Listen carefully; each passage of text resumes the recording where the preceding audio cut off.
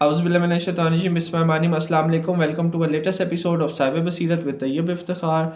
आजकल हम लोग कुछ ना कुछ साइंटिफिक टॉपिक्स लाते रहते हैं बड़ा रेगुलरली, और किसी सेक्शन में इतना कंटेंट नहीं बन रहा जितना हम साइंस के सेक्शन में कंटेंट बना रहे हैं इस चैनल पे। और वो इसलिए हम बना रहे हैं ताकि जो एक यंग ऑडियंस है और एक जो जनरल पाकिस्तानी ऑडियंस है उसमें साइंस के मुतालिक क्यूरियोसिटी, अवेयरनेस और वो जो है हमारे यहाँ एक थ्रिल है वो पैदा की जा सके। और जिस तरह कि हम जानते हैं कि अभी रिसेंट में नॉर्थ कोरिया अपने बारे में जो है वो मज़ीद टेस्टिंग की बात कर रहा है अपने वेपन्स की। जापान भी सोच रहा है कि क्या उसे न्यूक्लियर एनर्जी एक्वायर करनी चाहिए या नहीं अपने डिफेंस के लिए। यूक्रेन काफ़ी अरसे से अब बात कर रहा है कि हमें, हमारे पास पहले भी न्यूक्लियर एनर्जी थी, अभी हमें फुल फ्लैज न्यूक्लियर वेपन बनाने चाहिए। ईरान चाइना स्टेट के वो जो ईवल इंटेंशंस उसे नज़र आ रहे हैं, ईवल एक्शंस नज़र आ रहे हैं, उसकी वजह से न्यूक्लियर स्टेट की तरफ होने का, जाने का सोच रहा है। तो हमज़ा भाई हैज़ बिन काइंड इनफ कि वो आज हमारे लिए रॉकेट से रिलेटेड टॉपिक आए हैं। तो हमज़ा भाई थोड़ा सा बताया आज क्या टॉपिक आप डिस्कस करेंगे। आज मैं आपको ना रॉकेट के बारे में बताऊंगा, ठीक है। कि रॉकेट का ना यूज़ सबसे पहले ना मतलब इसका कॉन्सेप्ट सबसे पहले किन लोगों ने दिया था, ठीक है। ये कहते थे कि जब 11वीं सदी में ना चंगेज़ खान ने चाइना पे हमला किया था ना, तो ना तब उन्होंने ना जो पहली दफ़ा ना लोगों को पता चला था कि रॉकेट नाम की मतलब कोई चीज़ है इस तरह की, तो उन्होंने कहते थे कि पहली दफ़ा ना जो चाइनीज़ थे ना उन्होंने फायर क्रैकर्स का यूज़ किया था, ठीक है। मंगोल्स और चाइनाज़ की वो वॉर हुई थी, तो उसमें ना तब मंगोल से ना वो उन्होंने काफ़ी यानी कि तबाही की थी, ठीक है। तो उसके बाद कहते थे कि जब ये 20वीं सदी में ना इंसान ने ना बहुत ज़्यादा तरक्की की, ठीक है।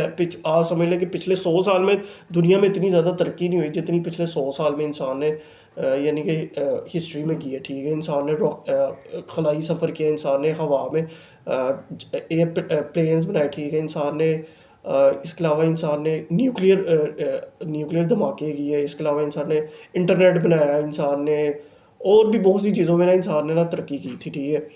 तो कहते थे कि जब दूसरी जंग अज़ीम ख़त्म हुई थी ना, तो ना चाइना और रशिया दो ना ऐसी दो सुपर पावर्स उभर के आई थी दुनिया के सामने, ठीक है।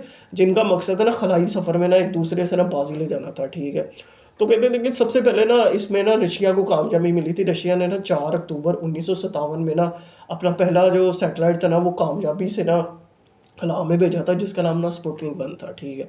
उसके बाद कहते थे कि अमेरिका ने ना 20 जुलाई 1969 में ना अपना पहला खलाई मिशन यानी कि उनका कामयाबी से ना चाँद की सरफेस पे ऊपर उतरा था। जो पहला साइंटिस्ट था ना जिसका नाम साइंटिस्ट कह रहे हैं एस्ट्रोनॉट था जिनका नाम ना नील आर्मस्ट्रांग था, जिन्होंने चाँद की सरफेस पे ना पहला कदम रखा था, ठीक है। अब सबसे पहले हमें ये जानना चाहिए कि जो रॉकेट होता है वो बेसिकली काम कैसे करता है, ठीक है।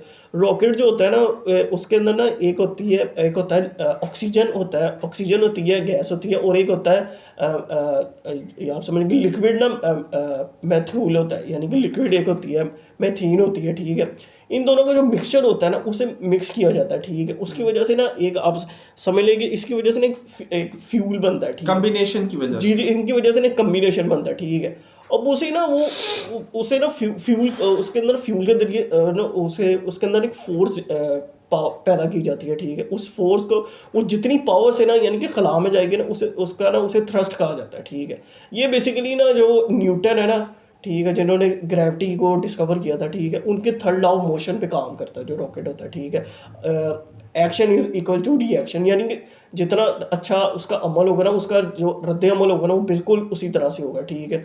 और जो होता है ना रॉकेट होता है वो इसी ना मोशन पे इसके ऊपर ही ना काम करता है, ठीक है। तो इसके साथ ना इंसान ने ना बहुत ज़्यादा ना जो रॉकेट्स के मिशन है ना वो खला में भेजे, ठीक है।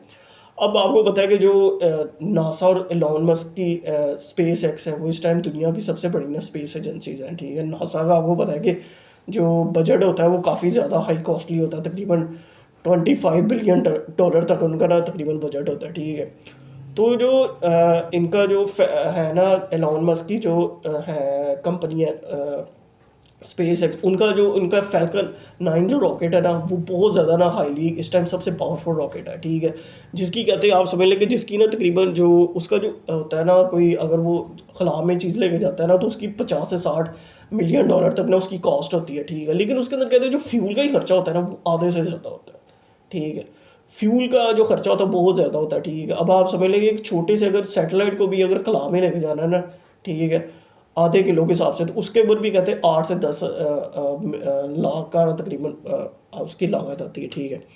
तो ऐसा हुआ था कि हम थोड़ा सा माजी में जाना चाहते कि जब ये 50s के दौर में ना, ठीक है, 50 और 60 के दौर में जो अमेरिकन थे ना, उन्होंने पता क्या किया था, उन्होंने ना उन्होंने ना जो हमारी ये जो थी ना न्यूक्लियर रिएक्टर होता है, इसकी मदद से ना उन्होंने कोशिश की थी हम ना न्यूक्लियर रिएक्टर की वजह से ना हम लोग ना खला में ना रॉकेट को भेज सके, यानी कि जो हल्का सा न्यूक्लियर रिएक्टर होगा वो ना आहिस्ता से थ्रस्ट जो होगा ना उसे पुश करेगा, ठीक है, पुश करेगा, तो उसकी वजह से ना वो जो रॉकेट होगा ना उसकी स्पीड आहिस्ता से बहुत ज़्यादा तेज़ होना शुरू हुई, ठीक है। तो कहते थे कि 1 सेकंड के हिसाब से ना काफ़ी हज़ारों किलोमीटर में ना वो पुश होकर ना आगे जाएगा, ठीक है। यानी कि फ्यूल ना वो ना मतलब फ्यूल हो लेकिन हल्का हो, और इतने ज़्यादा फ्यूल को तब कहते थे स्पेस में ले जाना ना तकरीबन कहते थे नामुमकिन था, ठीक है। और दूसरा ने कहते थे साइंटिस्ट की जान को भी मसला था, क्योंकि ना जो होता है ना ये जो रेडिएशन होती है, ठीक है, इसकी यूरेनियम की जो रेडिएशन होती है, न्यूक्लियर रिएक्शन होता है, इसकी वजह से एस्ट्रोनॉट्स की जान को भी खतरा हो सकता था, ठीक है। तो तब कहते थे कि जो दूसरी जंग अज़ीम ख़त्म हुई थी और जो आप समझ लें कि जो न्यूक्लियर रिएक्शन थे ना, इन पे भी ना एटॉमिक मतलब न्यूक्लियर रिएक्शन थे, इस पे भी काम करना तब कहते थे मुमकिन नहीं था, कोई मुल्क तब कहते थे कर नहीं सकता था। लेकिन कहते थे कि अब जो नासा के है ना, नासा के साइंटिस्ट हैं, उनका ये माइंड बन रहा है कि हम लोग ना इस चीज़ के ऊपर ना दोबारा काम शुरू करें। तब उन्होंने इसे प्रोजेक्ट ऑरियन का नाम दिया था उन्होंने, ठीक है।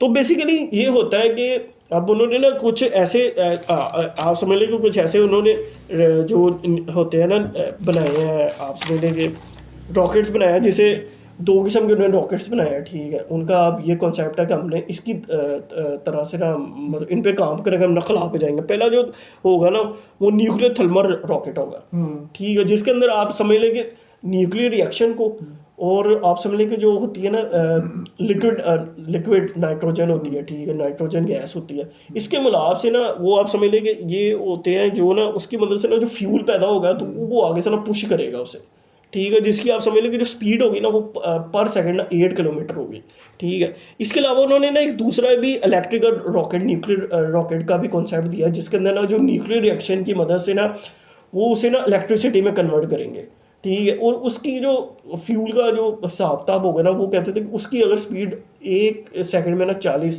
किलोमीटर के हिसाब से होगी, ठीक है।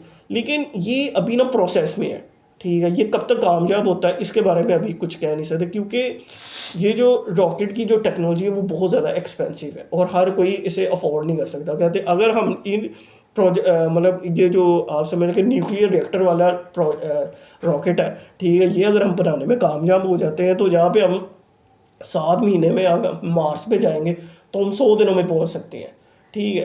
तो आप समझ लें कि जो एस्ट्रोनॉट्स होते हैं ना वो इतनी देर तक ना अक्सर ना खला में ना सर्वाइव भी नहीं कर सकते, क्योंकि अगर वो आप समझ लें कि बहुत ज़्यादा टाइम वहाँ सर्वाइव करेंगे ना तो उनके जो बोन्स के होती है ना, बोन्स के जो सेल्स होते हैं ना वो वीक्स होना शुरू हो जाते हैं। और अक्सर जब वो एस्ट्रोनॉट्स स्पेस में वापस आते हैं ना तो उन्हें कहते हैं कि उनकी जो बोन्स होती है ना वो अक्सर काम नहीं करती, उन्हें दोबारा लाइफ में सेट होने के लिए अक्सर ना कुछ माह का टाइम लगता है, ठीक है।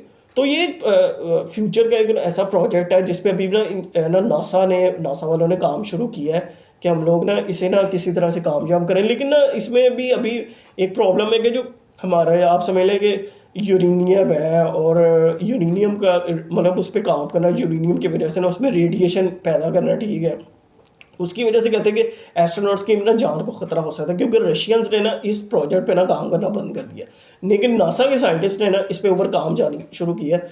और वो हो सकता है कि फ्यूचर में ना इसमें कामयाब भी हो सके, ताकि वो फ्यूचर में कामयाब हो सके और इंसान ना दूसरे सियारों पे जैसे मार्स है और दूसरे सियारे ना उस पर कमाल हासिल कर सके।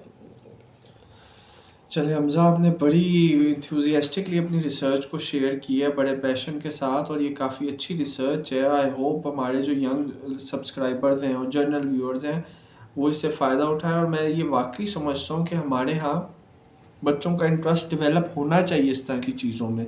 सिर्फ साइंस की बुक में साइंस नहीं होने चाहिए, दूसरी जो हमारी उर्दू की और दूसरी वो सब्जेक्ट्स की बुक्स हैं उनमें भी बड़े इंटरेस्ट और क्यूरियोसिटी के साथ ये चीज़ें डालनी चाहिए ताकि इनसे बंदा लर्निंग कर सके। तो Hamza, thank you once again for your time and it's always a great pleasure to learn from you. Thank you so much. आपको फिर हम बुलाते रहेंगे। Thank you. So that's all for the day. और बहुत लर्निंग हुई, बहुत शुक्रिया। Do like and subscribe my channel. खुदा हाफिज़।